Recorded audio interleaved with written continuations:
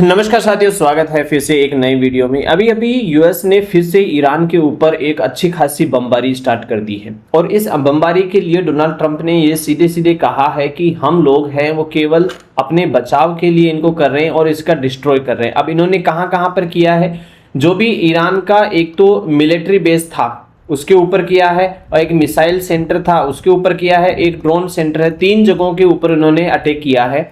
और अब ये क्या है, बहुत पेचीदा हो गया है। वॉर की जो सिचुएशन क्रिएट हो रही है, इससे मार्केट में एक तहलका मचने वाला है। यदि ये 4 से 5 दिन के अंदर ऐसा नहीं निपटता है, ऐसा प्रोग्राम ये शेड्यूल नहीं होता है दोनों तरफ से, यदि पीस की बात नहीं आती है, तो आप मान के चलो ये तबाही कर देंगे। अब ईरान का इसमें बेनिफिट है। यूएस तो क्या चाह रहा है, जबरदस्ती वॉर चाह रहा है, और ईरान क्या चाह रहा है, ईरान ये चाह रहा है कि ये लंबा चले। क्यों लॉन्ग डिस्टेंस पे चले? क्योंकि इससे क्या होगा, जो स्पाइक होगा, क्या होगा स्पाइक, अपने जो डॉलर के पर बैरल जो पेट्रोलियम प्राइस है, वो क्रूड ऑयल की प्राइस है, वो इंक्रीज हो जाएगी। इससे क्या होगा, चारों ओर अफरा तफरी हो जाएगी, क्योंकि 20% पूरा का पूरा मार्केट है वो केवल हॉर्मुज से ही निकल के आता है। अब हॉर्मुज ब्लॉक हो गया पूरा का पूरा सिस्टम, तो जो ये अरब कंट्री है, अरेबिक कंट्री है, इनकी हालत खराब होने वाली है।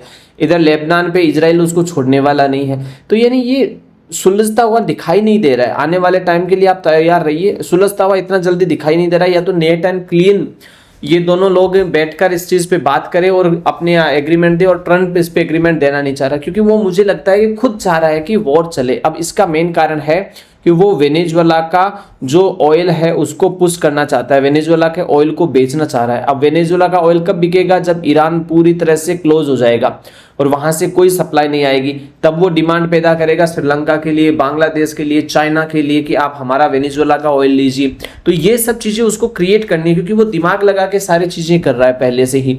हम लोग ये सोच रहे हैं कि ये सब चीजें कर रहे हैं, और उधर हमारी हालत सख्ता होती जा रही है, क्योंकि 97 यदि डॉलर का प्राइस रह गया, अब वो हालांकि नीचे तो आने के कोई चांस है नहीं, अभी तक तो 100 टच कर जाएगा बहुत जल्दी, $3 तो रहा है, तो और ज्यादा प्रॉब्लम क्रिएट हो जाएगी। ऐसे सिचुएशन में किसी भी मार्केट का सरवाइव करना ऊपर की तरफ बड़ा मुश्किल हो जाता है। अब इन्फ्लेशन की मार झेलनी पड़ेगी, एक रिसेशन जैसी कंडीशन क्रिएट होने वाली है।